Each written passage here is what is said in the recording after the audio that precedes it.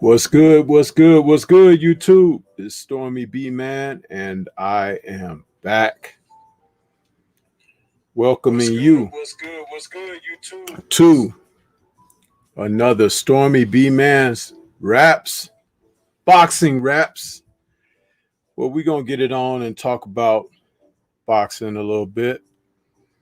And today, I thought I'd do a little review and walk down memory lane with Michael Nunn. Michael Nunn was middleweight champion in the early mid 90s and was one of the most talented uh, fighters that you would ever see, and was definitely one of my favorites.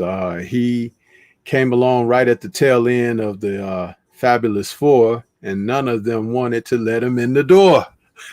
So that being said, it's like he had to go on and carve out his own notch for his career in boxing.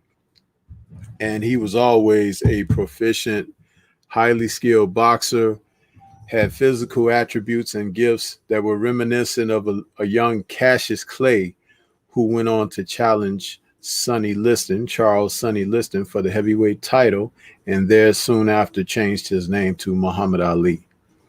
Michael Nunn was a southpaw, and he fought with the same skill set that was quite similar as Ali, but at the middleweight division. He was fleet of foot, had tremendous hand speed, had that elusiveness that you couldn't hit him with a clean shot. He could pull away from shots and anticipate shots, and had a bravado and cockiness that was reminiscent of some of the fighters of that era as well. So, I just thought I'd come on and talk about him a little bit this afternoon. And maybe if we get a few people out here that want to listen and talk about this, maybe even one of the brothers might want to come on with me and reminisce on Michael Nunn. But what a tremendous talent this man was. He won his first title against Frank Tate, and I thought I might even show some of that as we get on into this discussion. But that being said, Michael Nunn was definitely a fighter who was entertaining, regardless of what some of the HBO people would try to say after certain fighters wouldn't fight him and he was signed to their network. They did the same thing to Nunn as they did to so many of the other fighters. Be disrespectful on his broadcast, being overly critical when the man was hardly losing any rounds. So that's what they did. But I want to welcome the people that's out there in the chat. We got Terry Smoot Jr. out there. He says, salute, King. Salute to you. My brother Kano Local Sports is out there. It says, salute to all. And Smoot is saying, hit that like button as you enter the building. Yes, sir. Young World is out there. It says, salute, Big Stormy. Salute to you. And Sylvestrial says, what's popping? TS Boxing says, salute, Stormy chat. And Mark Wunderlich, my brother, is out there. He says, I'm busy, but I came true to touch your like button, man. That's right, man. Come on in and hit that like button and listen when and where you can. Huh? That's all you got to do, man. Tune in a little bit. You hear a little bit of what's going on. But yeah, Michael Nunn was one of those fighters that even before Roy Jones Jr. came on the scene, he was out there doing his thing.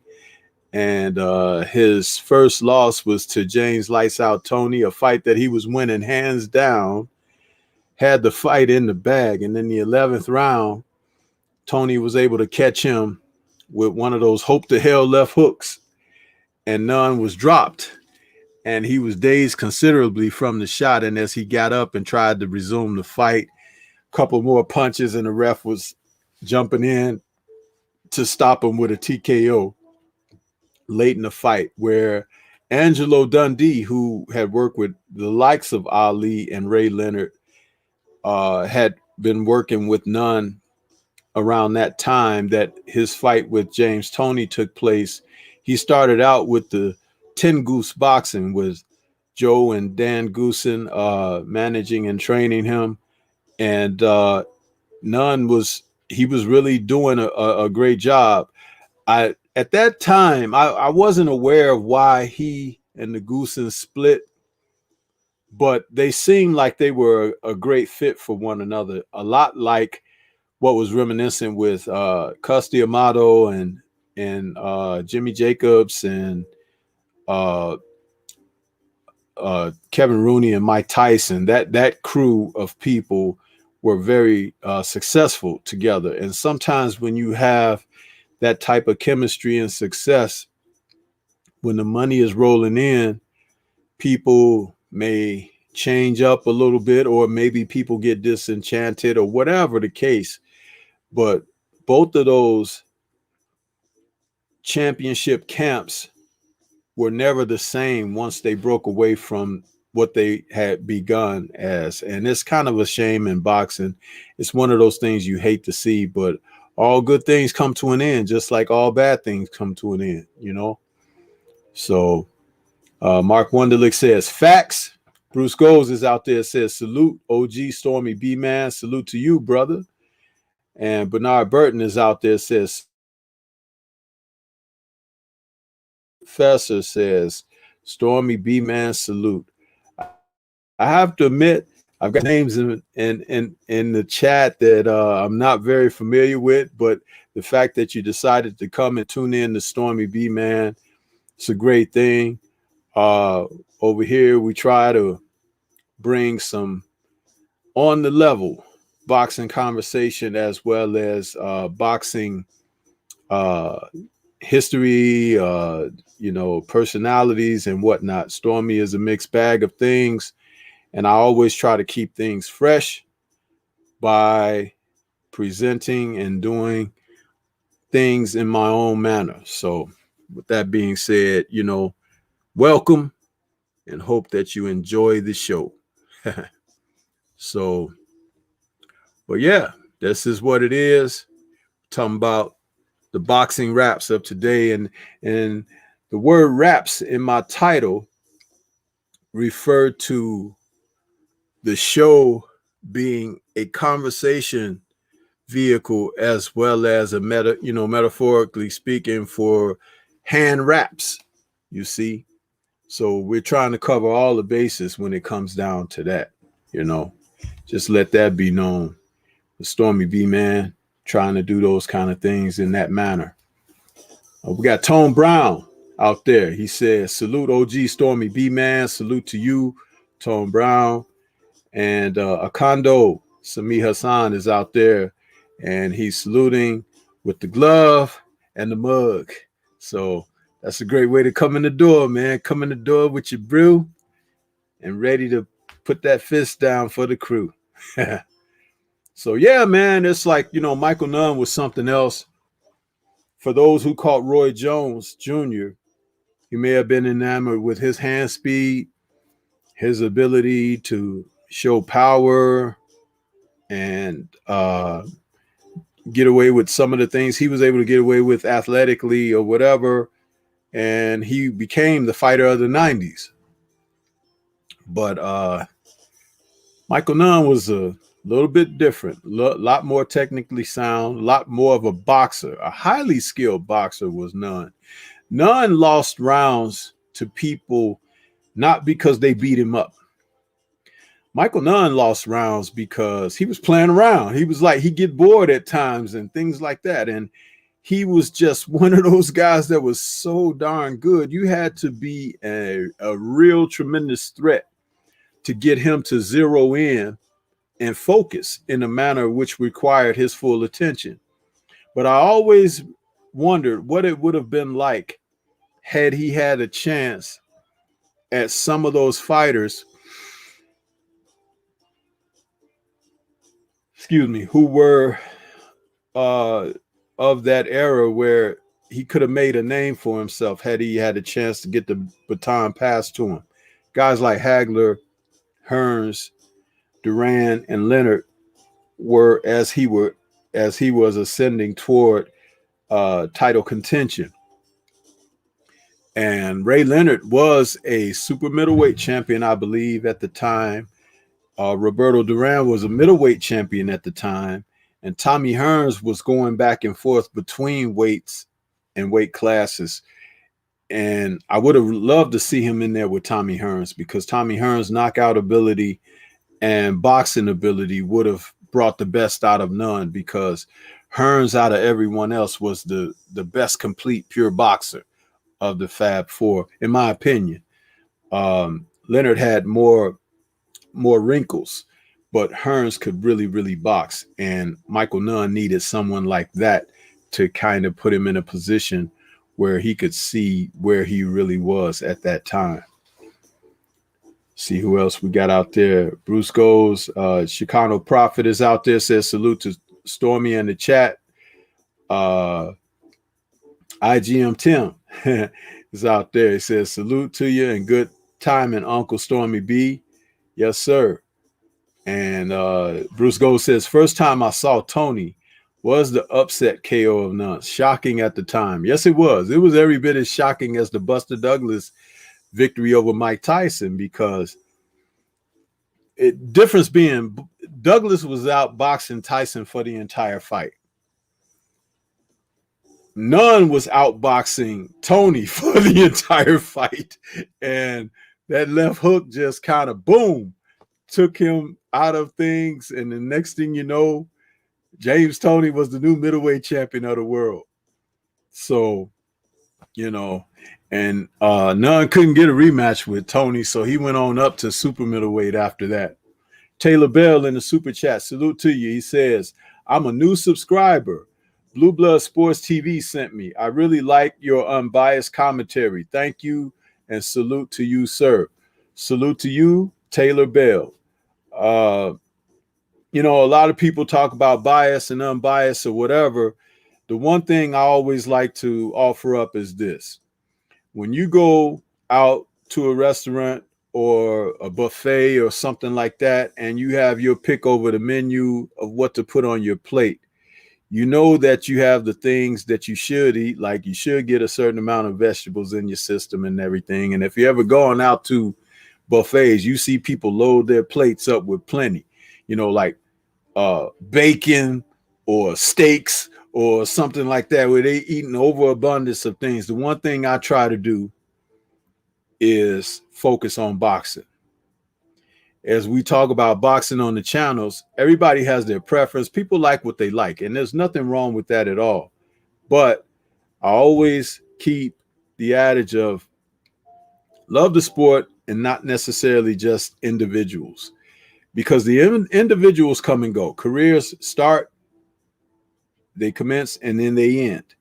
But the sport remains. So just because your favorite fighter retires and moves forward, you know, there'll be other fighters that come up and they may not necessarily take the place of, but they're there to, you know, keep the sport alive, keep it going. So my favorite fighter was Evander Holyfield. And I grew up in an era, there was Muhammad Ali, who everybody loved. Muhammad Ali, if you love the sport of boxing, you love what he brought to the sport and everything. But some people like Joe Frazier, you know what I mean? Because he was blood and guts. I remember my favorite Kung Fu movie star, Bruce Lee. He loved Joe Frazier. He was enamored with Ali, with how big he was, 6'3", 210 pounds, and could move on his feet like he could, and was lightning fast with his hands. But he loved Joe Frazier's heart and determination and warrior-like spirit, where he was, you know, willing to even take a punch to give a punch or try to get you out of there. So people like what they like, but just don't get so much behind an individual that it becomes damaging to the sport. And we're seeing so much of that today. Stormy B, man, try to stay away from that kind of foolishness, because it's like the sport is what it is, and you have to respect it, because boxing goes back hundreds of years. And you can see, if you go back and check the history, there are plenty of fighters that you could pick out from the numerous men who competed in the sport. And you'll find things or someone that you like, styles that you like, matchups that you love. So keep that in mind. My man Curtis Anderson is out there. He's in the chat. He says, Kondo Hassan, salute and peace and blessings to everyone. What's good with you, Kurt? Kurt, would you like to come on and talk about Michael Nunn a little bit with me? I thought I was going to show a clip of him and Tate fighting. And, I was just opening up the show, talking about him a little bit, giving people some background on Michael Nunn. But you're more than welcome, because I know you know history even more so than I do. So it would be great to have another voice on here speaking about this. And Kurt is also in the super chat. Thank you, Kurt. He says, happy birthday, Muhammad Ali. Yes, sir. Today is Muhammad Ali's birthday. And what a champion. The Three Wise Men of Boxing will be doing a anniversary show for the super fight that was Muhammad Ali against Joe Frazier. Man, we're going to be doing that. 50 years that fight was, 50 years ago. So with that being said, we just move on into the subject, at hand. And Michael Nunn, what a fighter, man. He had a lot of flash. He had a lot of pizzazz. He was cocky and bold, but he was cocky and bold because he was capable. He could box, and he knew he could box, and that's what he showed us. He showed us that a great deal. And, Stormy going to try to, a lot of people are better than me than this whole thing of like when we do the screen sharing and stuff like that. So I am going to try to do the screen sharing and see what we can get out of this. And you guys can, I don't know, let me know what you think. Stormy gonna give it an old college try here. Let's see what we can do. I can try it. You guys can let me know if I'm doing it right. Let's see. I'm gonna try to do this. We got Michael Nunn.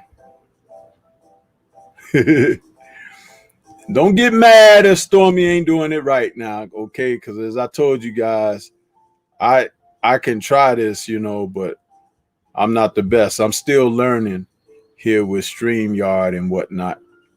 So trying to do the best I can. Let's see here.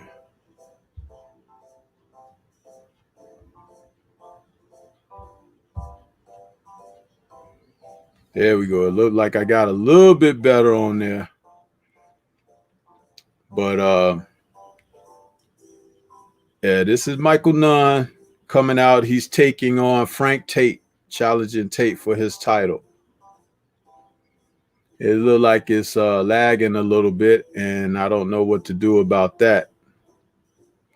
So let's see.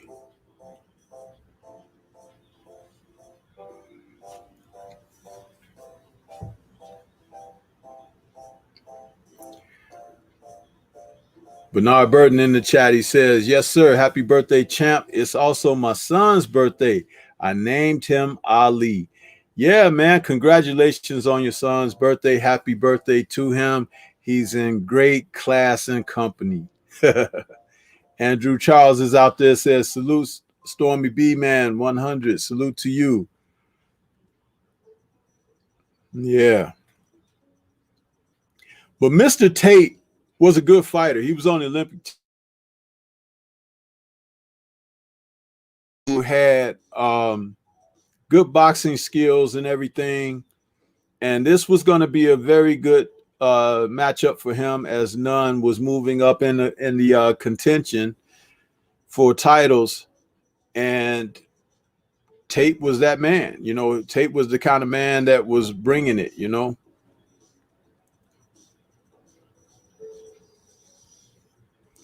The tail of the tape shows Nunn being 25, Tate 23. Nunn was 6'1", Tate was 6 foot. Nunn had a 77-inch reach advantage, and Tate had a 72 reach advantage.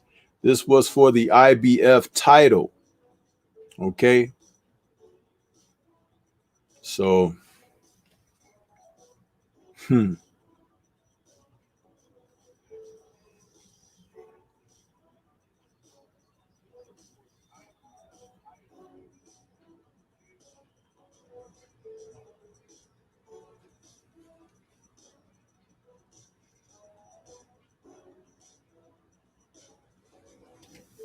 oh, Chuck Noll, the ring announcer. That guy was around a long time.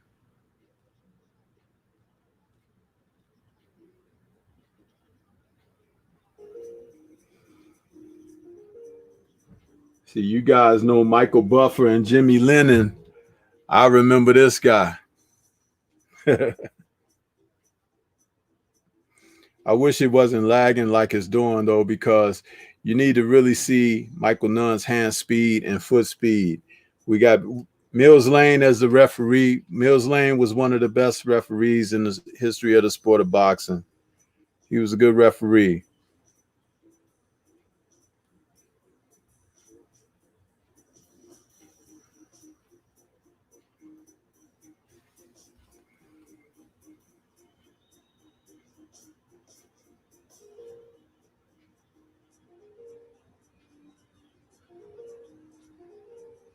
Nunn was 30-0 with 20 KOs at the time.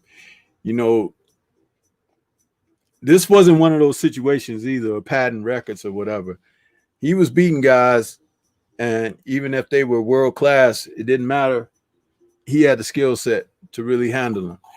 And the funny thing about Nunn, he had a little bit of Sugar Ray Leonard favor in his face or something. That's kind of a weird thing. I always thought that.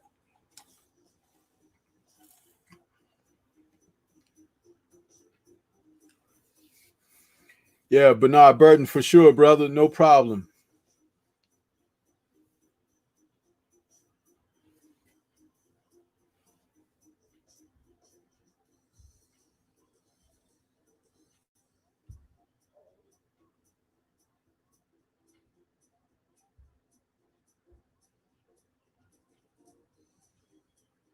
Let's see what we got here.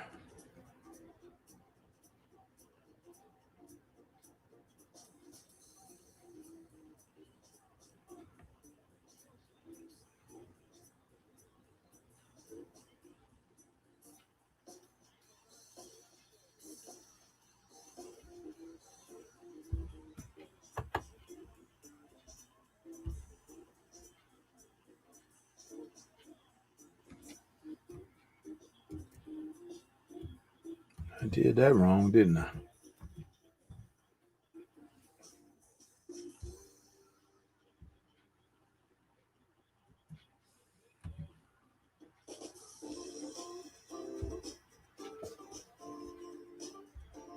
Hey, Kano and Kurt, I sent you guys some links, man. If you'd like to come on with me and talk about this fight, man. Just letting you know that I did. You don't have to. You're not pressured. No pressure. But as you can see, Nunn is a southpaw, and he's definitely aggressive right off the bat. He's looking to get right up there on top of Tate. And as Tate fires back, you can see Nunn is pulling back with his hands down, you know, moving and evading, pulling away with his head and things like that. A lot of stuff reminiscent that Ali used to do. And Nunn is doing it just like Ali, except for Nunn is a southpaw. One thing, the difference between Ali and Nunn, though, is that Nunn was definitely a risk taker. He would take some risk unnecessarily. Ali was a little more calculating and precise, but Nunn was just like, A eager beaver, ready to get at it.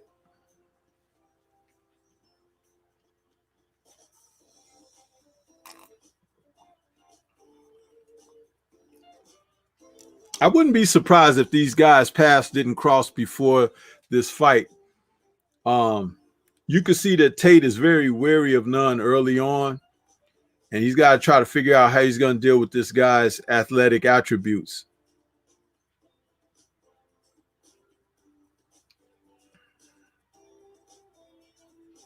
Trick notes, he's out there in the chat. He says, salute, Stormy OG. Salute to you, Trick. How you doing this?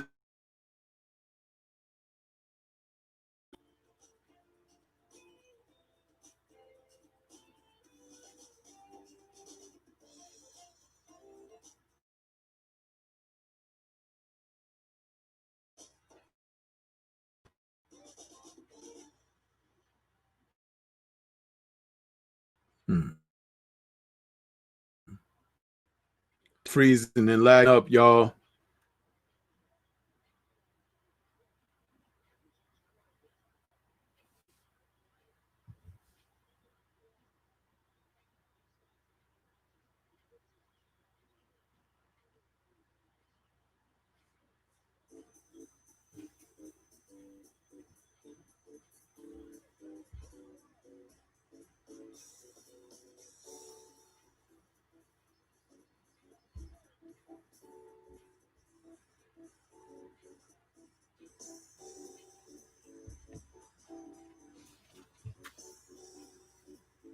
Yeah.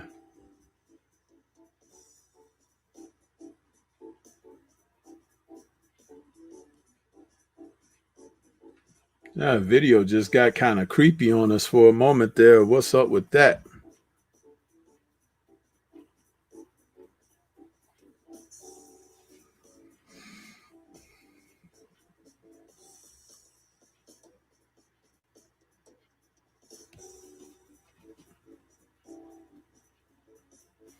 Yeah, that first round, it saw Nunn really present Tate with all sorts of problems with his mobility, his hand speed, and the fact that he could dart in and out, and with that tremendous, reach advantage.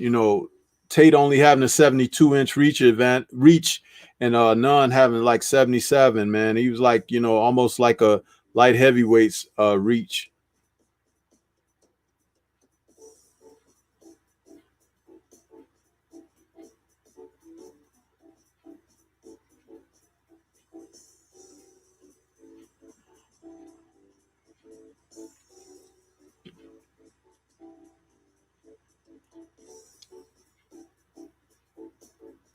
See, now Nunn has settled down.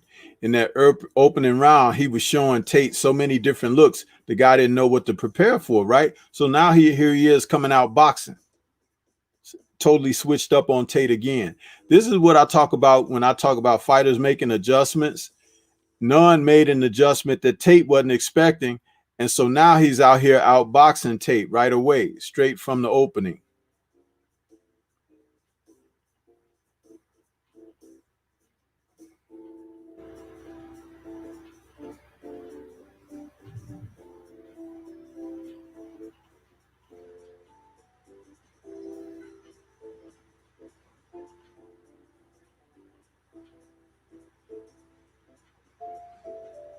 And it's one thing to be fighting a southpaw. They're awkward enough, right? But then when you fight a southpaw who has very good boxing ability like Nunn does, you have to be careful because he would throw you into a trick bag. Hard to set your defense against him. You don't know what angle his punches are coming from, and his hands are very fast. And Nunn was a type of fighter that he would take the power on his shots and switch it up. Sometimes he'll hit you hard, sometimes he'll hit you pity pat, and then sometimes he could do it in sequence of throwing combinations. So you just didn't know with him. You had to be very careful with Michael Nunn.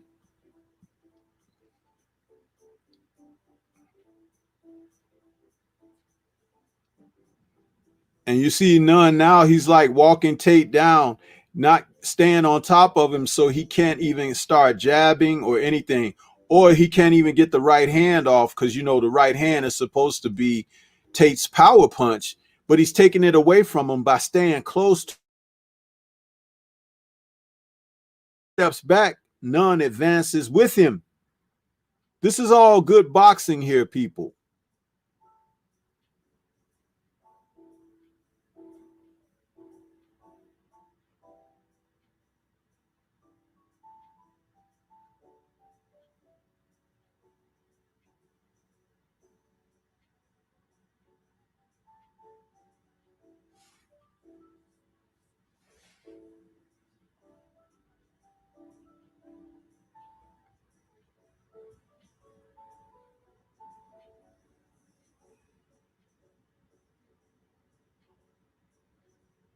None like to fight too.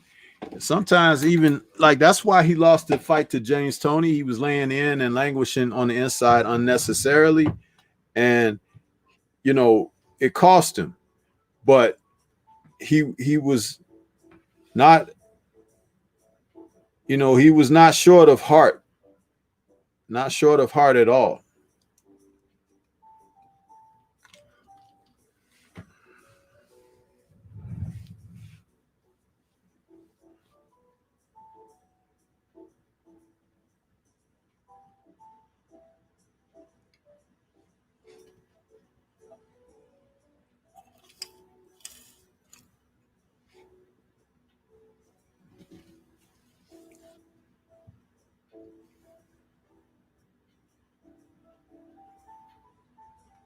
As you can see, or according to Gil Clancy's scorecard, Nunn has jumped out to the lead in the fight already, taking the play away from the champion.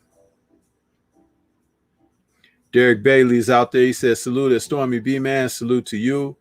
And Bernard Burton says, after Nunn beat Tate, I thought it would be a long time before he's defeated. It was a couple years, man. He was champ for a couple of years. He was really hoping for an opportunity against one of the big four, though. And those guys just kind of left him hanging, man. And, they were all older in their careers, too. But the thing about it is, think about it like this. If one of them passed the torch to him, there would have been lineage behind that title that James Toney won.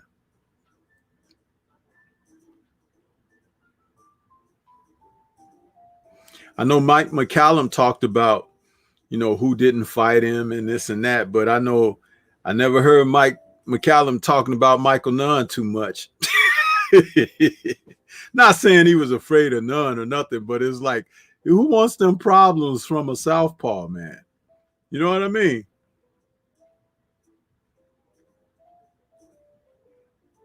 Derek Bailey says Sugar Ray didn't want no parts of Nunn. He absolutely didn't. And Mr. Padzor is out there, says, salute, Stormy. Salute to you, bro.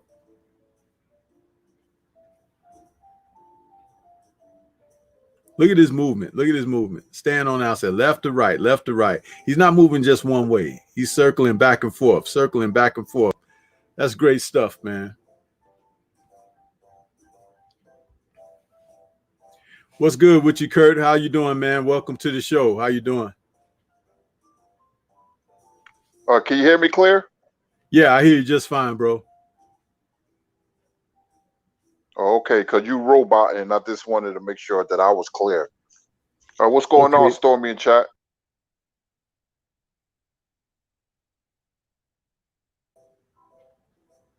I'll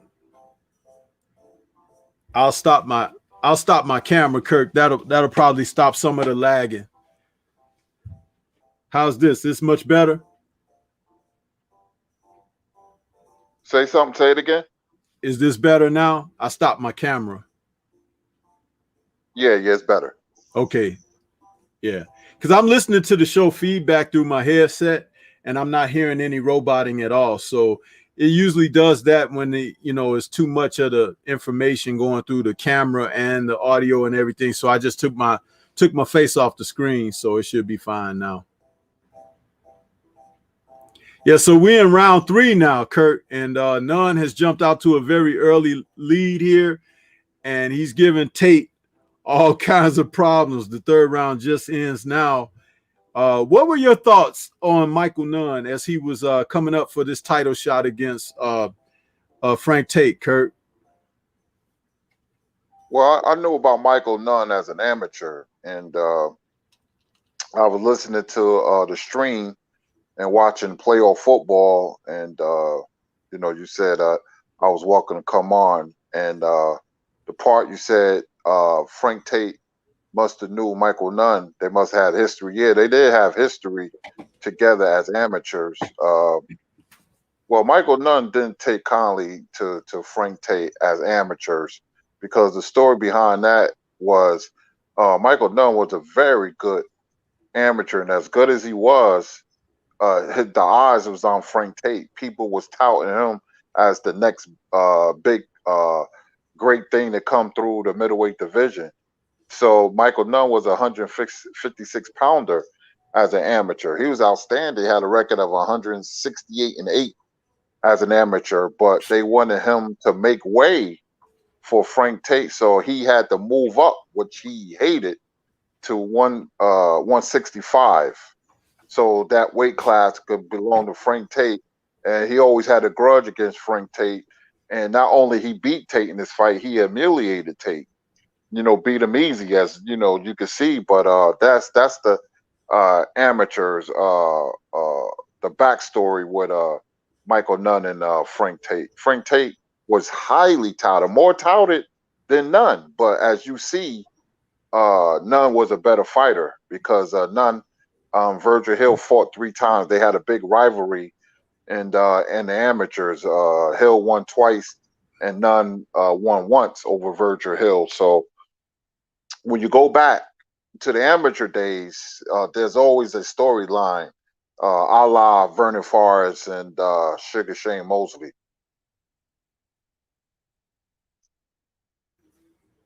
Yeah, you know, I didn't follow the amateurs as much back in the day, but I could tell by Tate's apprehension early on. He didn't.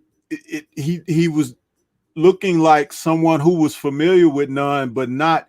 You know, like if it was a fighter who had never fought Nunn before, he would have started the fight off a lot different than Tate did. But Tate knows Nunn now that you confirmed that, because it was my summary that I thought that was the case. So you just, you just certified what I was saying. Now you can just see where Nunn, as I mentioned after the second round, is changing up on Tate a lot. He's making adjustments. Like one moment he's boxing Tate, the next moment he's walking him down, the next moment he's like fighting him on the inside. He's doing a lot of different things, and Tate can't get no rhythm, you know. And Tate, who was known to have a pretty big right hand, but he's not giving him a chance to throw the right hand. He's not letting him plant his feet. He's darting in and out. He's giving him side to side lateral movement. There's a lot of boxing going on from Michael Nunn right here, you know, and it's all behind a lot of athleticism plus his boxing ability. He's looking like $1 million fighter here, Nunn is. Well, Michael Nunn had a lot of rhythmic and perpetual motion with the athleticism. You see the fast hands and the fast feet. Tate didn't have that. That's why he's, in boxing terminology, he's fighting behind Michael Nunn. He's 1 step behind and 1 punch too slow. Certain fighters are born with those gifts. It's a weird comparison, but Michael Nunn and Joe Calzaghe kind of remind me of each other. Joe Calzaghe was one of the best fighters ever come out the UK. He doesn't get enough credit. He had a natural rhythmic and perpetual motion, and as the fight went on, it just seemed like he got better. That's why he was able to go undefeated. When you talk about the Calzaghes and Mayweathers and Ward, they had that certain special gifts, because when you go undefeated, it does mean something. So when people tell me, "Oh, that 0 don't mean nothing," no, it does. You know, it just goes to show you how great a fighter can be. But when looking at Michael Nunn, he didn't have the intangibles, because if he did, then he would have been undefeated and disciplined. He wouldn't have never lost to James Toney, that great as James Toney was. He shouldn't have got caught with that left hook.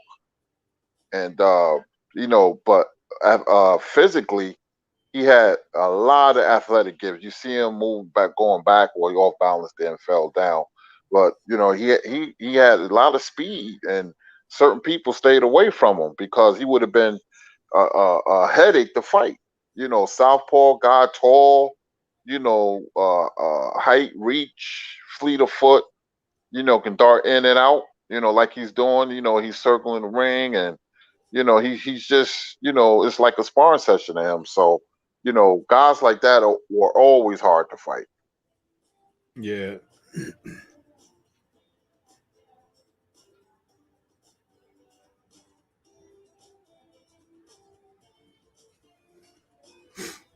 And Tate ain't doing nothing wrong. It's just that he's fighting a guy that's a bad matchup. Like I said, he's fighting behind Michael Nunn. He doesn't have the foot speed that Michael Nunn has. So when I say a fighter without footwork is like a blind man without a cane, when you watch certain fights like this one, that's what I mean. Nunn can walk him down. He can circle away from him. He can dart in and out. Foot positioning is very important in the sport of boxing.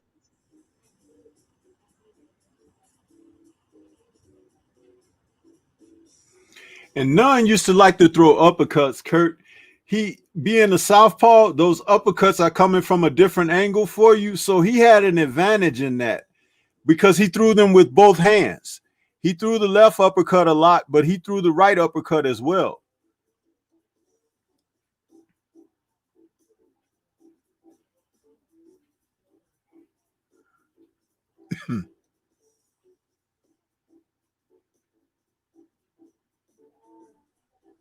Tate don't know what to do. It's like fighting three people. None is everywhere, everywhere. A fighter knows. So he knew Tate from the amateur, but he got in the ring with him. Tate knew about Nunn. I mean, but he got in the ring with him and fought him. And I was a big Frank Tate fan. But I knew naturally Michael Nunn was better. And something else, you just made another great point about then and now, Kurt. He knew about Nunn, but he still got in the ring with him. He probably knew he was going to give his title up that night, but he fought him. And see, that's what you give Tate credit. He fought, he fought for his title. And the guys of today, like Teofimo, he doesn't want to fight Devin Haney. If you win, you win. But the thing is, fight. That's what you guys are. You're fighters, And for these men to get out there today, they have to, you look at the past where you see what was really happening with these champions. Man, they didn't do all of that. Like, there were some occasions where someone might have avoided someone and didn't take a fight for certain reasons and whatnot. But it was not a thing of guys just not fighting, when the fight is there and it's a great fight to be made. That's why I can't have the same regard and respect for those who are not trying to do what they need to do. Absolutely, man. Those guys fought, and I don't want to sound like I got sour grapes. It's just that we love the sport so much. Me, you, a lot of people in the chat, Bruce Goals. We seen eras where there wasn't no ducking and dodging, not like this. Seeing, and I like Teofimo, but he's turned into like a diva now. And you only when fighters win big fights, then you know their character, their content of character, what they're going to be like. Are they going to be fighters, or they're going to turn into divas? Salute to Renee Box Young out there in the chat. He's saluting us, the OGs, Kurt and Stormy, and everybody else is kind of speaking to one another at the moment. JC is out there. Yeah, what we're seeing here is a fighter who has multi dimensions, and that's Michael Nunn against your basic championship caliber boxer. Frank Tate was a boxer. He had a big right hand, he had a decent left hook, and he kind of tried to use, the crab-like defense from time to time. He didn't stay postured in it all the time, but he fought that way. And here you see a man in Nunn who is like ultra jet set modern. He's all over the place. He's like Floyd Mayweather, but southpaw in this instance here. But Nunn is aggressive in what he's doing as well. He's not laying back looking to steal the title from Tate.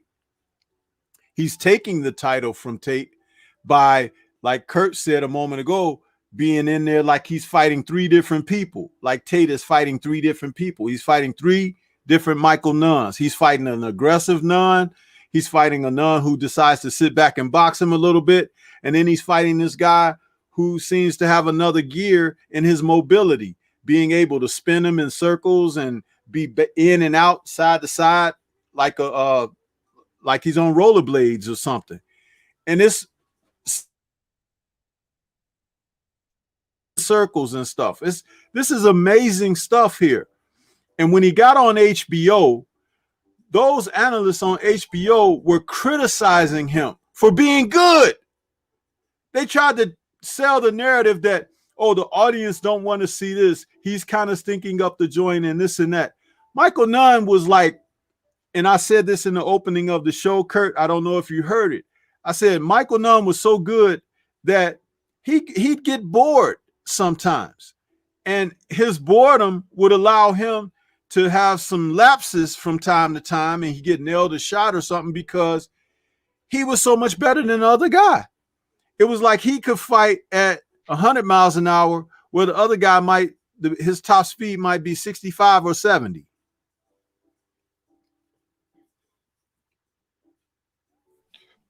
Yeah, he was ultra talented, man. When he beat Frank Tate, I said, man, if he stays focused and disciplined, it's going to be a long time before he loses. But those are two other ingredients you must have to stay unbeaten, or not only that, but stay unbeaten at least for a while before Father Time set in. Most time when you see an ultra talented fighter lose, it's because of being undisciplined. And Michael Nunn, like the party as well, but uh, uh, it's just that when you see a guy like Michael Nunn, who's very difficult to fight, man, like Sugar Ray Leonard. Sugar Ray Leonard was the WBC super middleweight champion. He ain't want to fight Michael Nunn. And none of the legends didn't want to fight Michael Nunn because, like I said, it would have been a headache. But when he beat Sambo Kalambe, that was a knockout of the year. Remember that, Stormy?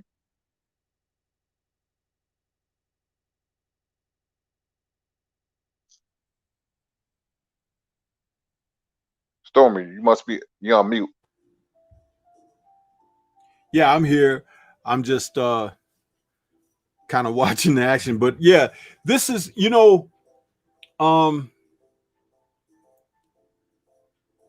as I'm looking at how things are unfolding here, you're seeing Nunn take all of Tate's confidence away from him. It's almost like a snake that charms, and then when it gets you charmed, then he sneaks in for that bite and he snaps you. That's exactly what Nunn is doing here. And for some of those that think that like those uppercuts to the body and left hands to the face are not hard coming from Nunn, you're mistaken. Nunn had pop on his punches. A lot like Sweet Pea Whitaker, he was underestimated as being a slapper because, he was throwing fast punches and things like that. But just ask certain guys, about his punching powers. You had guys that he was in there with Murky Sosa. He was in there and Murky Sosa was a tough guy. Kurt could tell you about Murky Sosa. And you had other guys like Sambu Kalambe those guys were tough men. Tate was a tough man, and none could pop.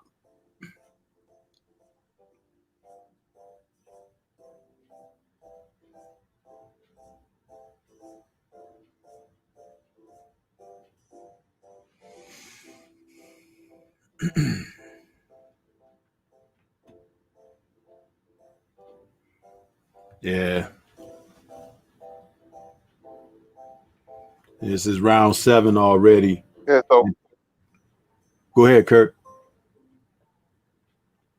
no. So when I say rhythmic and perpetual motion, that's what I mean. When you're born, it's something that you're born with, and it's a special gift that God just possess you with. A lot of fighters don't have that. Like Frank Tate. Frank Tate was a good fighter, but Michael Nunn made him look silly. Look at Frank Tate feet. He just can't. He just doesn't have that fleet of foot like Michael Nunn. That's the biggest difference, and that's the biggest difference from a fighter being a good fighter to a great fighter. Because you can have hand speed but have slow feet, and it makes all the difference. But when a fighter has fast feet and fast hands, then that's and plus uh skills, then he's going to be a great fighter more than likely. Now you got to have other ingredients with that, because Eddie Hobson and Francisco Bajado, they had fast hands and fast feet, but their careers were disappointing because they didn't have the intangibles to go along with those fast hands and fast feet. So it's a combination of things that a fighter must have to be a great or successful fighter. Yeah, you could see kind of some resignation on Tate's face after that last round there. You could see it's becoming a reality to him that he's like, this guy, is like trying to catch mosquitoes. It's like he's tough. But the thing is, you can't quit. You got to keep going. You got to, like James Toney did. James Toney found a silver lining, but I do have to admit that was after Nunn had success and got lackadaisical. In a moment of lackadaisicalness, he got caught in it. And on this night, Nunn wasn't going to get caught with nothing. And had James Toney fought him in a rematch, Nunn wouldn't have been laxed either. That's why it's like every time out, you got to be at your best. Even when you're not at your best, you got to fight the best you can with what you bring that night. That's the thing.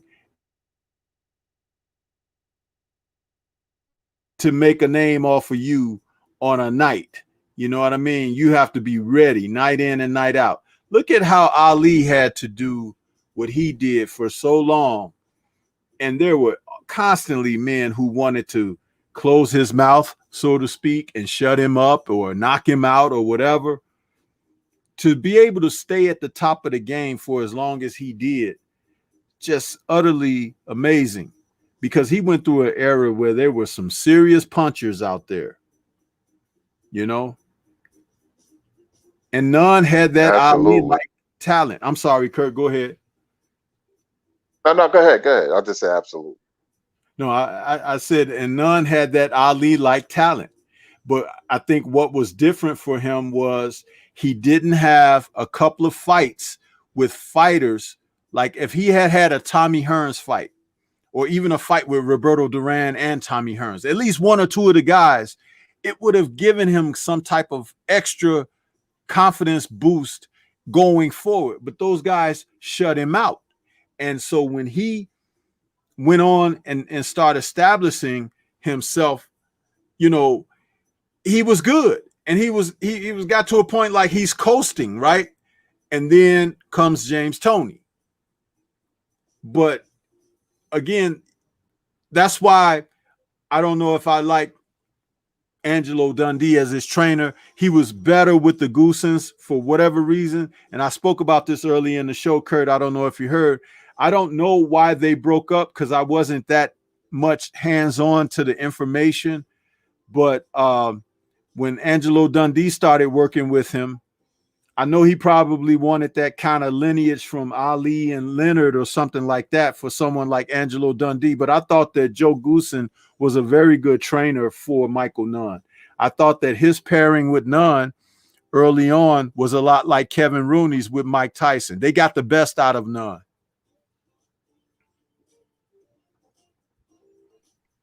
Absolutely. I thought it was money, with Goosen and Nunn. Um, they did have a falling out. I thought he was great with Goosen too. And then Dundee. Dundee is a great cheerleader, to have in your corner, to pep you up like a football coach. He's not a great X's and O's guys like other great trainers, but he's good to have in the corner. And plus he trained great fighters like Ali and Leonard. But Michael Nunn, if he would have had a more disciplined lifestyle, he would have been amongst the greats. I mean, he was 58-4, I believe, 37 knockouts, something like that. He was a 2 weight division champion, middleweight and super middleweight, lineal champion as well. And he was 168-8 as an amateur. So he was the goods, amateur and pro.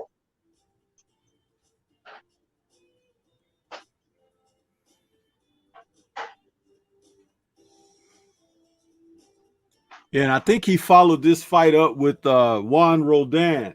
And boy, did he put something on Juan Roldan that he had never seen before. I know guys like Tommy Hearns and they punching him, but Nunn gave him something totally different. Man, that uppercut to the solar plexus, Kurt. That's that shot that I was talking about. Remember?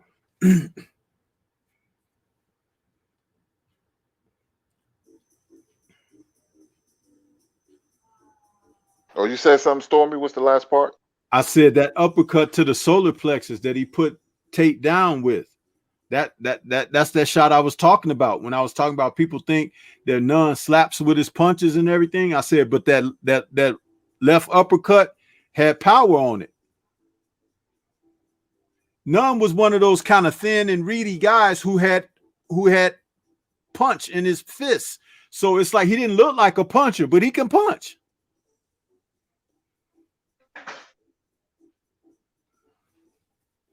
Yeah, this performance and the Rodan performance was his best in the Colombi fight. He showed brilliance. Yes. He really put it on Rodan, like you said.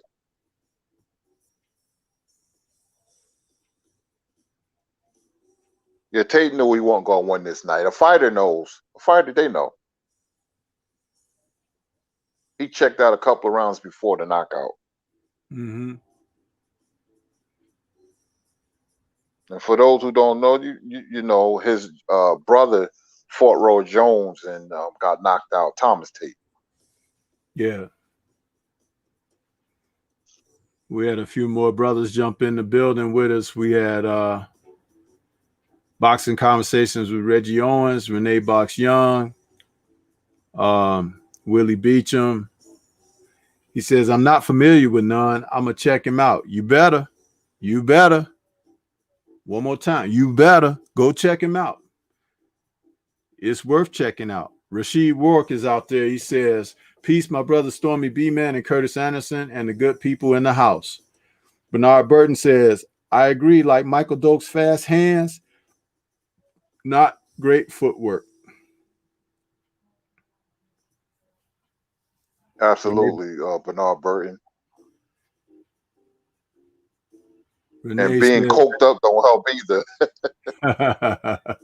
Yeah, that's for real.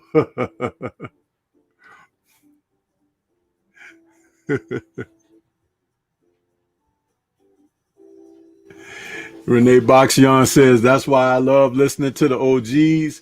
Chain with Ice says, salute Storm and salute to Renee and salute to Reggie. And Renee says, look at how Nunn used the ring. Beautiful. Yes, sir. But this was Nunn winning his middleweight title, bro. He won the middleweight title on this night. and gave a great account of himself. You know, I like that, man. I like seeing fighters grow into what they're going to be. And Nunn was still a formidable fighter before he ran into some, you know, legal problems and whatnot. But I'll say this, that just based on who would not fight him, it kind of hurt him and affected him in a different way. This is another one of the reasons why I say the men have to face each other in there. You may win some, you may lose some. You might have a fight of the century where you are victorious. Would you like to miss out on that as a fighter? Would you like to miss out on that opportunity for your career and legacy by not having it at all? Or whether even if you're on the losing end of it, you become a person like a Ken Norton or a Joe Frazier, where your name is still synonymous with the person who prevailed, and your name is ever etched in the annals of history attached to them. And there's respect in that. Wherever you go, people say, oh, that's so-and-so. He fought so-and-so so many times. Like Kurt, who was the police officer you said you ran into, who was the former fighter? He was going to write a ticket or something, you said? Mark Medell. Yeah. And when he found out you knew him as a fighter and everything, what happened? He ripped up the ticket. You know, he said, don't worry about it. Okay, he fought Tommy Hearns. He was a cop in Jersey City, New Jersey, and I recognized him, a Puerto Rican fighter. And I said, you Mark Medell. You know, and he looked, and he seemed like surprised. You know, no fighter want to be forgotten. And I told him, we have what you call house music festivals. I said, I saw you last week at the house music festivals. I followed your career. I remember when you fought Carlos Santos at Madison Square Garden. And he could not believe it. He said, you remember all that? I said, yeah. You know, we got into a conversation, and, you know, he just balled up the ticket and put it in his pocket and said, you know, go ahead. That's great stuff, man. But see, that's what I'm talking about, Kurt. It was because you knew the man, knew who he was, and he was like, this man know boxing. You know, you put him in a great place. That guy probably went home. He probably gave everybody the rest of the day a break. You know what I'm saying? Because someone took a moment out and acknowledged him. But this is what I'm talking about. Salute to Drew Titan out there in the chat. Bernard Burton says none punished Donald Curry also. And let's see who else we got here.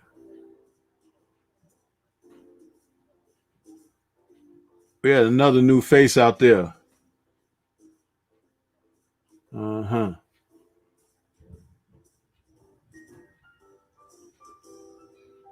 But yeah, I thought I would just come on, Kurt, and do this show, you know, Stormybman raps, boxing raps. That's what that's about, man. A little bit of this and that. Like you said, kibbles and bits on boxing. And today I just thought about Michael Nunn, and I said, I'm going to go in here and talk about Michael Nunn a little bit, man. Give this brother some shine, some much well-deserved and needed shine. You know, in light of all of this other stuff that's happening in the sport that is negative, I like to take a moment out and concentrate on some things that were more noteworthy in the history of the sport. So, you know, to be able to come out here, and this was the man winning his first world title. You know, Nunn became a titleist at 168 pounds after losing to James Toney. He moved up, and then he eventually moved up to 175. But you know, this was his first world title against a good world championship fighter in Frank Tate.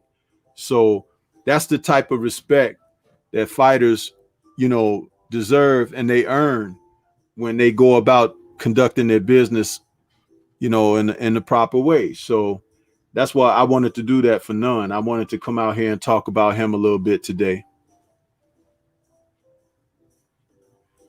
Yeah, much respect to Michael Nunn. He was a really good fighter, man. And, you know, I enjoy watching him fight. You know, I'm familiar with his career, and, it was a joy for him to watch. Absolutely, very entertaining. Fast fighter. Fought some good fighters, and the knockout with Sambo Colombi is one of my favorites. So big ups to Michael Nunn.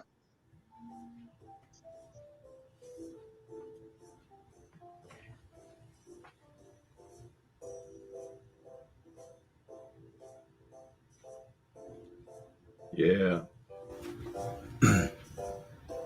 What are your final thoughts on Michael Nunn, Kurt? Well, I thought he would have a bigger career, uh, but unfortunately, some things happen. I'm just glad he has peace of mind. As last time I saw him, he had served some time for drug trafficking. Hopefully that's behind him. And as a fighter, is a very good fighter. I mean, two-time world weight division champion, lineal, great amateur career.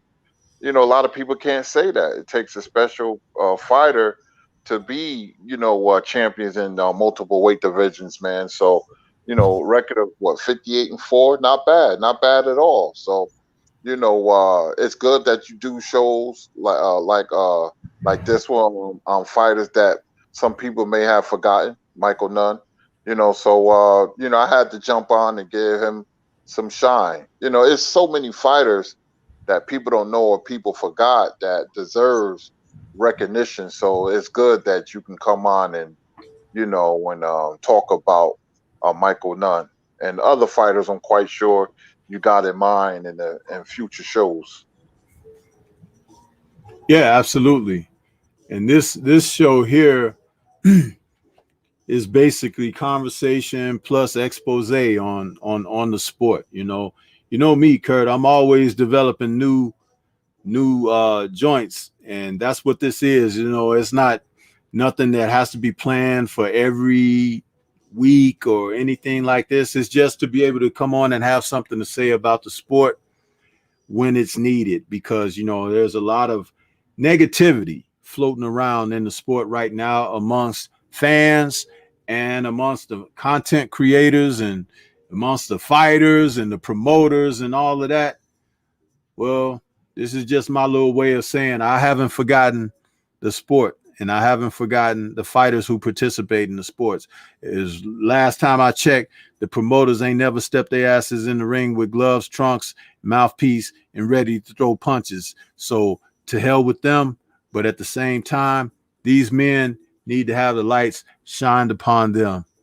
And that's as long as I'm able to do so, Stormy is going to do what he can and do his part in that. So, but yeah, I want to thank everybody out there in the chat, everybody that hit that like button, and to the brother Bernard Burton with the super chat. He says, yes, sir. Great content, Stormy and Kurt 100. Thank you for that. And just know that Stormy always going to try to bring something in this manner for you guys. And I'm still learning how to do the stuff. So I know it was lagging a little bit, but I think I'm figuring it out on how to do on StreamYard, how to post the images and stuff like that. So it's a learning curve for me with this, but it's fun and I enjoy it. And we'll be able to do some more of these in the future. So, but yeah, thanks to everybody out there, man. Thank you, Kurt, for jumping on with me. And I always appreciate, you being able to share your insight and wisdom on the topics. So I ain't trying to overwork you. I just, enjoy having you be a part of things because you are a sound person when it comes down to this. You know what you're talking about. So it's all respect with that. But yeah, this has been another Stormybman Raps and boxing raps, I should say. And we'll be catching you guys with another one. Kurt, just hold on tight for one moment as we close this out. I'll speak to you off stream.